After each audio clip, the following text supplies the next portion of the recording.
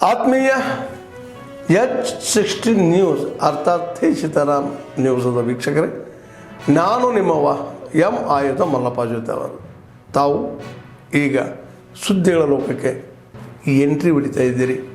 ಈ ಸುದ್ದಿಗಳನ್ನು ಪ್ರತಿಯೊಂದು ನೋಡೋ ಜೊತೆಗೆ ನಿಮ್ಮ ಅಭಿಪ್ರಾಯಗಳನ್ನು ಹಂಚ್ತಾ ಇರಿ. ಯಾಕಂದರೆ ಈ ಸುದ್ದಿಗಳು ನಿಮಗಾಗಿ, ನಿಮ್ಮ ಬದುಕಿಗಾಗಿ, ನಿಮ್ಮ ವೈಚಾರಿಕೆಗಾಗಿ, ನಿಮ್ಮ ತಿಳುವಳಿಕೆಗಾಗಿಯೂ ನಿಮಗೂ ಗೊತ್ತು. ಜೊತೆಗೆ ನಮಗೂ ನಿಮ್ಮೊಂದಿಗೆ ಇದೊಂದು ಮಾತಾಡುವಂಥ ಜೊತೆಗೆ ಸುದ್ದಿಗಳನ್ನು ಬಿಡುವಂಥ ಕೆಲಸ. ಈ ಕೆಲಸದಲ್ಲಿ ನಾವು ನಿಮ್ಮೊಂದಿಗಿದ್ದೀವಿ ಅಂತ ಹೇಳ್ತಾ ನೋಡ್ತಾ ಇರಿ ಸುದ್ದಿಗಳನ್ನು. ಮಾಡ್ಕೋದಲ್ಲ, ನೀವು ಸಣ್ಣ ಹುಡುಗ, ನೀನು ನೀಗುವುದಿಲ್ಲ. ಪಕ್ಷದ ಅಧ್ಯಕ್ಷ ಮಾಡೋಕ್ಕೆ ಒಳ್ಳೆಯದು ನಮ್ಮ ಸಹಕಾರ ಮಾಡಿ ಅಷ್ಟು ಹೈಕಮಾಂಡ್ ನೇತೃತ್ವ ಬರ್ತದೆ. ಕೊನೆಗೆ ನಾವು ಪಕ್ಷದ ಚೌಕಟ್ಟಿನಲ್ಲಿ ಪಕ್ಷ ನಿರ್ಣಯ ಕೊನೆಯ ನಿರ್ಣಯ, ಅದ್ರ ಬಗ್ಗೆ ಎರಡು ಮಾತಿಲ್ಲ. ಅವ್ರು ಏನು ನಿರ್ಣಯದಕ್ಕೆ ನಾವು ಬಂದಿದ್ದೇವೆ. ಆದರೆ ನಾವು ಪಕ್ಷದ ರಾಜ್ಯಾಧ್ಯಕ್ಷಗೆ ಯಾರು ಮಾಡ್ತಾರೆ ಒಪ್ಪಿಗೆ ಇದೆ, ಅದಕ್ಕೆ ಕೊನೆಯವರೆಗೆ ವಿಜೇಂದ್ರ ನಾವು ಒಪ್ಪಿಗಿಲ್ಲ. ನಾವು ವಿಜೇಂದ್ರ ಒಂದು ಸಣ್ಣ ವಿಫಲ ಅಧ್ಯಕ್ಷ ಮತ್ತು ಒಂದು ಅಜ್ಞಾನಿ ಸಣ್ಣ ಹುಡುಗ, ಏನು ಬೇಜವಾಬ್ದಾರಿ ಏನು ಮಾತಾಡುವಂಥ ಅರ್ಥದ ಇವತ್ತು ನಾನು ಒಂದು ಗುಂಡಾಗರಿ ಪ್ರವೃತ್ತಿಯಲ್ಲಿ ಮಾತಾಡುವಂಥ ವ್ಯಕ್ತಿಗೆ ನಂದು ಯಾವ ಸಹಕಾರ ಇಲ್ಲ. ಮತ್ತು ಕೆಲವೊಂದು ಆ ಮಂದಿ ಇವತ್ತು ನನ್ನ ಪರಿಸ್ಥಿತಿ ಆಯ್ತಲ್ಲ, ಮಹಾಭಾರತದಲ್ಲಿ ಯುದ್ಧ ಇರ್ತಾನೆ ಅರ್ಜುನ, ಮುಂದೆ ಯಾರು ನಿಲ್ಲಿಸಲ್ಲ, ಡ್ಯಾಶ್ ಮುಂದೆ ನಿಲ್ಲಿಸ್ಯಾರ.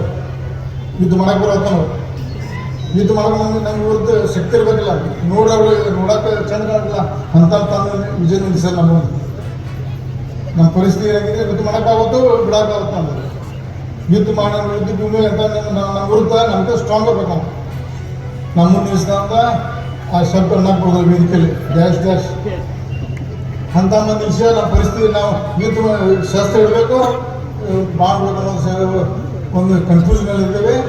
ಅದು ದಯವಿಟ್ಟು ನಾವು ಹೇಳಕ್ಕೆ ಎಲೆಕ್ಷನ್ ಬಂದಾಗ ಎಲ್ಲರೂ ಒಂದಾಗ್ತೇವೆ.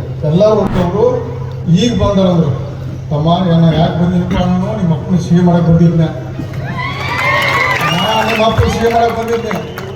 ಇವತ್ತು ಆ ಹರಾಮಿ ದುಡ್ಡು ತಗೊಂಡು ಎಲ್ಲ ಖರೀದಿ ಮಾಡಿಡ್ತಾರೆ. ನನ್ನ ತ್ಯಾಗದಿಂದ ಬಂದ ದುಡ್ಡು ಮಾರಾಯ ವಿಜೇಂದ್ರ, ನನ್ನ ತ್ಯಾಗದಿಂದ ಮಾಡಿದ ದುಡ್ಡು ಅದು.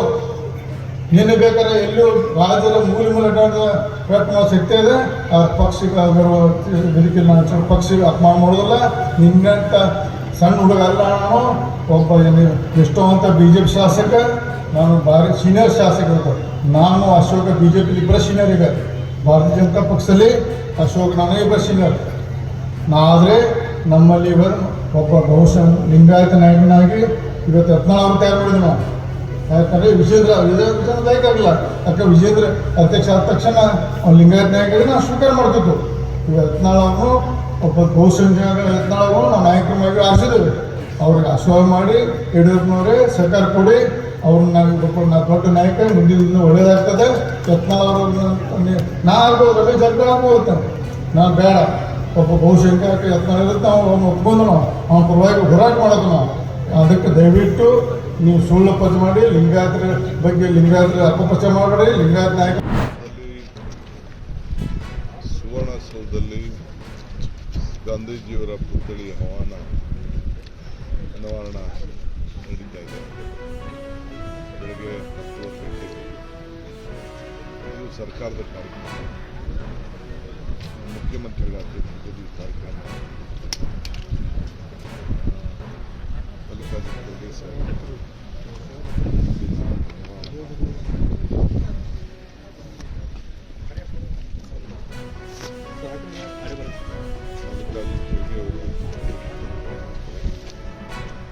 ರಾಹುಲ್ ಗಾಂಧಿ ಅವರ ಉಪಸ್ಥಿತಿಯಲ್ಲಿ ಕಾರ್ಯಕ್ರಮ. ನಾವು ವಿರೋಧ ಪಕ್ಷದ ನಾಯಕರುಗಳನ್ನು ಆಹ್ವಾನಿಸಿದ್ದೇವೆ.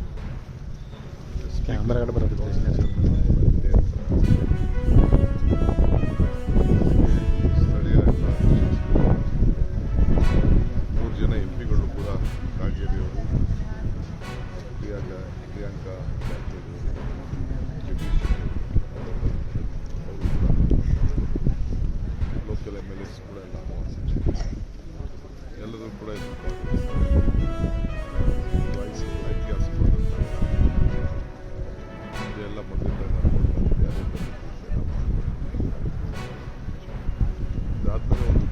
ಮೆಡಿಕಲ್ ಅಸೋಸಿಯೇಟ್ ಕೂಡ ಇದೆ.